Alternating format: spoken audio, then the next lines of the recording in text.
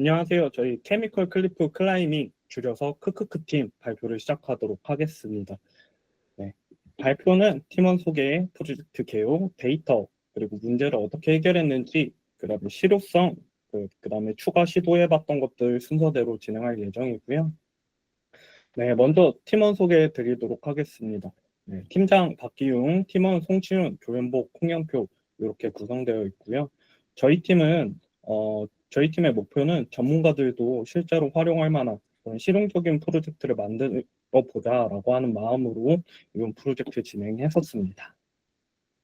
네, 이번 프로젝트를 한 줄로 요약한다면 AI를 활용하여 신약 개발을 가속화한다입니다. 저희는 화학구조 데이터에서 핵심 패턴을 찾아내고 구조 활성 관계 리포트를 자동으로 생성하는 방법을 제시하였습니다. 정말 다행히도 앞에 팀에서 너무 설명을 잘 해주셔가지고 저희가 이 부분에 대해서 좀 더 설명하는 부담이 좀 줄어든 것 같습니다. 앞에 팀에 먼저 감사 말씀 드리고요. 어, 저희 신약 가설 생성 과정에는 크게 세 가지 문제점이 있습니다. 첫 번째로는 방대한 데이터의 복잡성으로 인해 유의미한 패턴을 발견하기 매우 어렵고, 두 번째로는 수작업 분석의 한계. 전문가가 일일이 데이터를 검토하고 패턴을 찾는 데에 막대한 시간이 소요가 됩니다. 세 번째는 인사이트 도출의 어려움입니다. 네, 다양한 화학적 지식과 경험이 필요한 전문가들에게 의존도가 높습니다. 네. 실제 현업에서는 데이터가 많아지면 한 명의 연구자가 감당하기 어려울 정도의 반복적인 실험과 분석이 필요하다고 합니다. 네, 저희는 이 문제를 해결하고자 스마일즈 데이터 기반의 데이터에서 유사도와 활성도를 추출하였고, 그다음에 여기에서 유사도는 비슷하지만 그 활성도 차이가 큰 액티브 클리프를 직접 분석하였습니다. 네, 이를 통하여서 화학 구조 활성 관계를 도출하는 프롬프트를 만들고 AI가 가설을 생성하도록 하였습니다. 네. 자, 이제 다음에는 데이터와 전처리 과정을 담당한 치윤님께서 잠시 설명을 이어가도록 하시겠습니다. 네, 우선 본격적으로 데이터를 설명하기 전에 실제로 신약 개발이 어떻게 이루어지는지 설명드리겠습니다. 개발 과정은 총 5단계로 각 단계를 쉽게 이해할 수 있도록 맛있는 스테이크를 만드는 과정에 빗대어 쉽게 풀어보겠습니다. 셰프들이 열심히 연구한 결과 스테이크 맛에는 마블링의 핵심 요소임을 알게 되었습니다. 이와 같이 신약 개발에서도 병을 일으키는 근본적인 표적 단백질을 찾아내게 됩니다. 그 다음으로 수많은 향신료 중에서 소금과 로즈마리가 마블링과 반응하여 맛을 증폭시킨다는 것을 발견했습니다. 이는 신약 개발의 히트 발굴, 즉 수백만 개의 화합물 중에서 반응하는 후보 물질을 찾는 과정과 비슷합니다. 그렇다고 향신료를 가득 퍼부으면 맛있는 스테이크가 될까요? 비율을 세심하게 조절해야 최적의 레시피가 완성됩니다. 마찬가지로 신약 개발에서도 세 번째 단계도 동일합니다. 후보 물질의 약효는 최대로 하고 부작용은 최소로 만드는 핵심 과정입니다. 이제 완성된 레시피를 셰프가 먼저 맛을 보듯 세포나 동물로 안정성을 검증합니다. 마지막으로 시식회를 열어 피드백을 받듯이 임상시험도 동일하게 소수 환자에서 대규모 환자까지 단계적으로 효과와 안전성을 확보합니다. 이번 프로젝트에서 집중하는 부분은 3단계입니다. 단순히 이제 요리도만 봐도 이제 로즈마리 잎의 개수나 크기까지 미세하게 조절하면 레시피를 개발하는 곳은 끝없는 시행착오의 반복이 됩니다. 이제 저희는 인공지능이라는 수제표를 두어서 이제 최적의 후보 레시피를 제안하고 연구자는 그중 가능성이 높은 것을 실제로 시험하며 더 빠르고 효율적인 의사결정을 내릴 수 있도록 돕습니다. 네, 이어질 다음 슬라이드에서는 데이터를 구체적으로 살펴보겠습니다. 데이터는 원본 특허 문서에서 출발합니다. 이 특허들은 후보 화합물과 실험 결과를 표 형태로 담고 있기 때문에 태뷸라 같은 도구를 활용해서 PDF를 엑셀로 변환한 자료가 준비되었습니다. 저희는 변환된 총 4개의 연도별 데이터셋을 전달받았고 각 데이터 안에는 어떤 화합물인지에 대한 구조 정보와 표적에 대한 측정 값들이 포함되어 있습니다. 다만 여기서 중요한 점은 PDF 자체가 워낙 복잡한 형식이라 변환 과정에서 누락이나 오류가 발생한다는 것입니다. 다음 슬라이드에서 이 데이터가 실제로 어떤 형식인지, 어떤 문제들이 있는지 보도록 하겠습니다. 우선 왼쪽 상단에서 보듯이 연도별 표마다 지표와 단위가 제각각입니다. 어떤 표는 플러스 기호를 등급으로 표시하고 어떤 표는 부등호로, 단위 또한 나노, 마이크로, 심지어 어떤 데이터는 퍼센트까지 섞여 있습니다. 그래서 등급과 부등호를 수치로 환산하고 단위를 통일해 하나의 스키마로 맞추는 과정이 필요했습니다. 다음으로 오른쪽 상단을 보시면 시트 구조가 아주 난리가 났죠. 어떤 시트는 다중 테이블을 넣거나 좌우 병렬 배치를 하거나 심지어 헤더가 누락되거나 오탈자가 포함되기도 합니다. 따라서 이제 시작행을 자동으로 탐지하고 헤더를 표준 이름으로 리네이밍해서 안정적으로 파싱할 수 있도록 하는 과정이 필요했습니다. 이 요즈는 왼쪽 하단을 보시면 정량 데이터와 정성 로그 같은 것들이 한 표에 섞여 있습니다. 따라서 정량 데이터는 계산용 테이블로 정성 데이터는 별도의 메타데이터로 분리해서 모델이 필요한 값만 정확히 읽을 수 있게 하는 과정이 필요했습니다. 마지막으로 PDF에서 엑셀로 옮겨지는 과정에서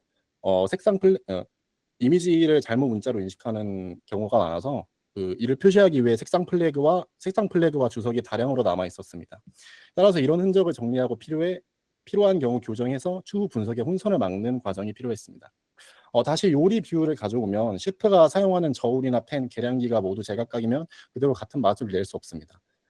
없는 상황과 비슷했습니다. 이제 다음 슬라이드에서는 이 문제를 어떤 아키텍처를 통해 해결했는지 보여드리겠습니다.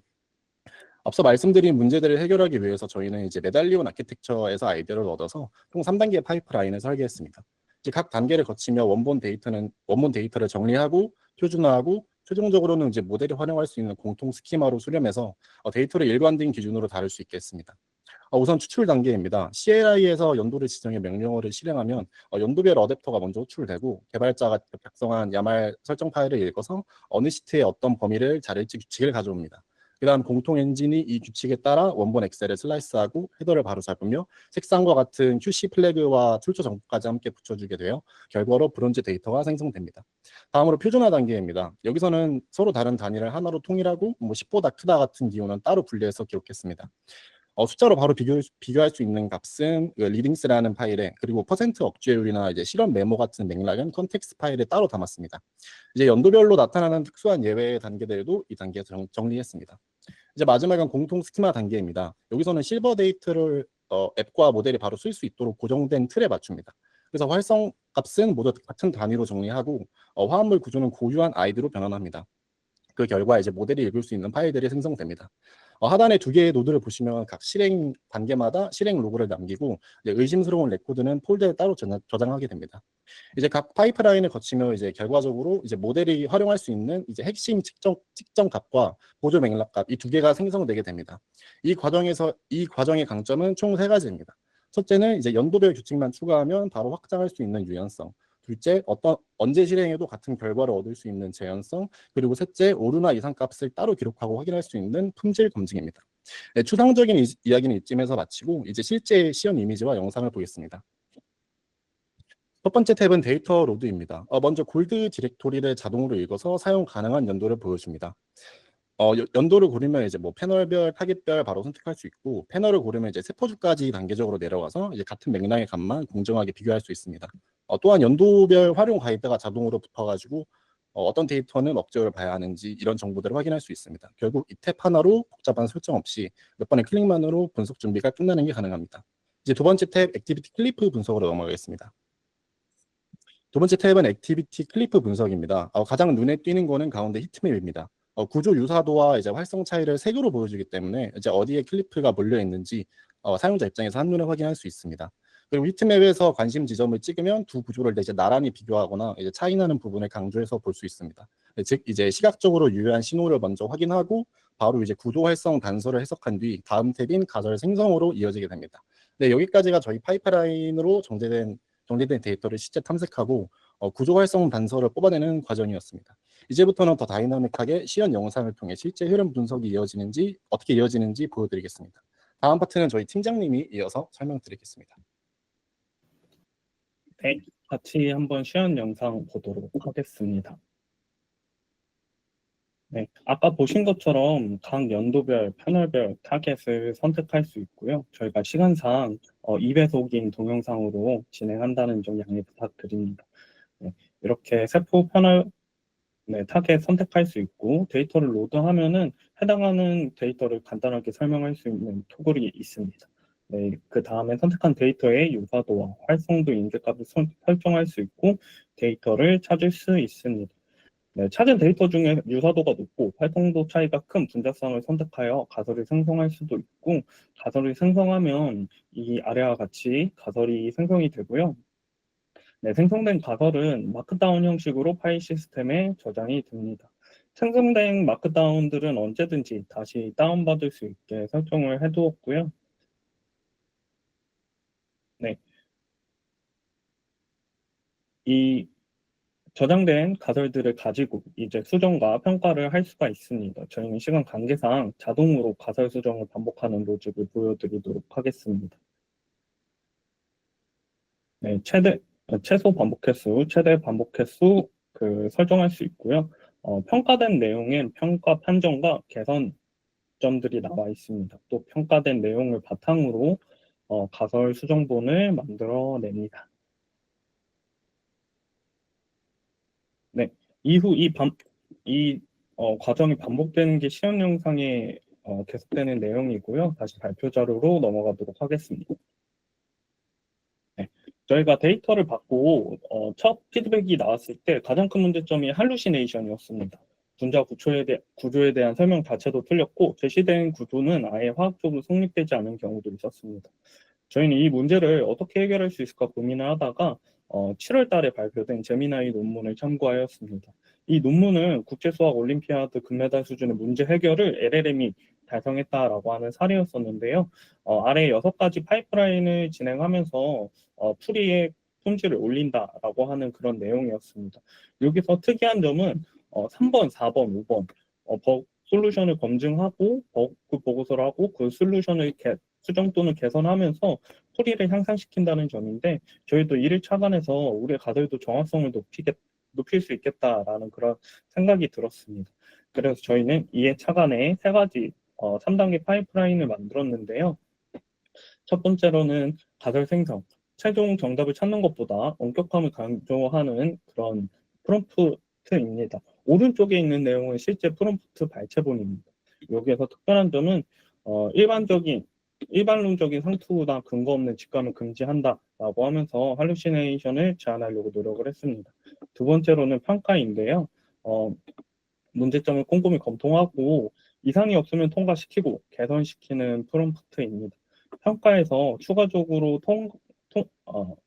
통과할지 폐기할지는 굿, 위크, 언사운드를 통하여 결정하도록 하였습니다.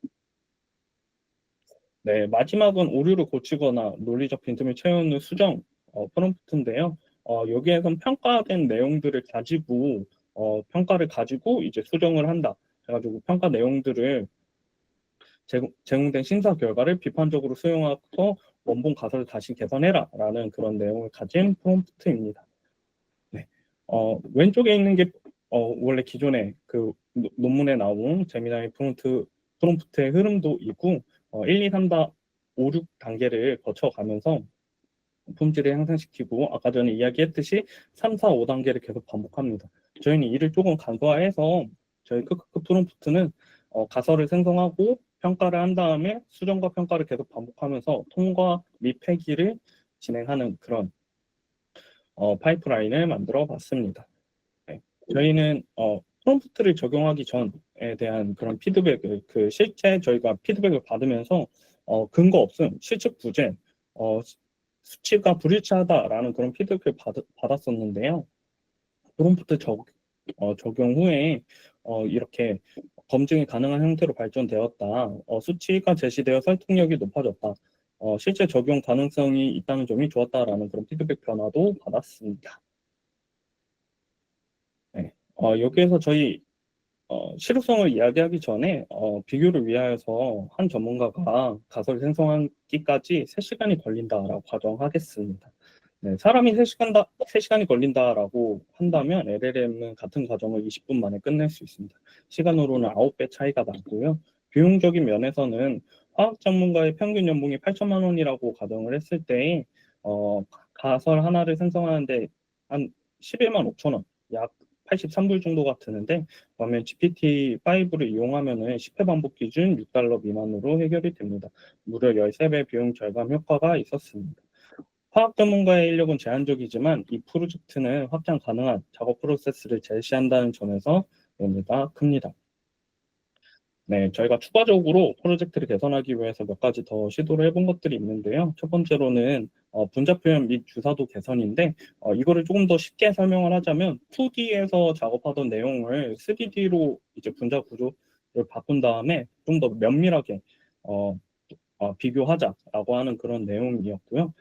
두 번째로는 로컬 LLM 서버를 구축하여서 높은 비용과 벤더 중독성을 우리가 벗어나보자라는 그런 시도를 해봤습니다. 엔비디아 다이나모 플랫폼을 활용하여서 자체 LLM 서버를 구축하려는 시도를 했었는데요. 네, 근데 이 부분들을 그럼 왜 안 썼어요? 라고 질문하실 수 있으실 것 같아요. 이거는 저희 개발 일정이 좀 빠듯해서 적용하지 못했었던 점이 으로 남아 있습니다. 만약에 프로젝트를 더 진행한다면 이 부분들을 좀 보완해가지고 적용하지 않을까 싶습니다. 네. 마지막 여기까지 경청해 주셔서 감사합니다. 크게 저희가 이야기하고 싶은 건 세 가지입니다. 네. 전처리 복잡했지만 잘했다. 메달리온 아키텍처 적용해가지고 순차적으로 복잡한 데이터들을 전처리했습니다. 프롬프트, 네, 제미나이 그 국제 올림피아드 금메달 논문을 착안해서 생성한 프롬프트를 적용해서 프롬프트를 개선시켰다. 그리고 피드백 개선되고 전문가 대비 조금 저렴하다. 네, 이 정도가 되겠습니다. 네, 여기까지 경청해 주셔서 감사합니다. 네, 이상 그 팀의 박기용이었습니다.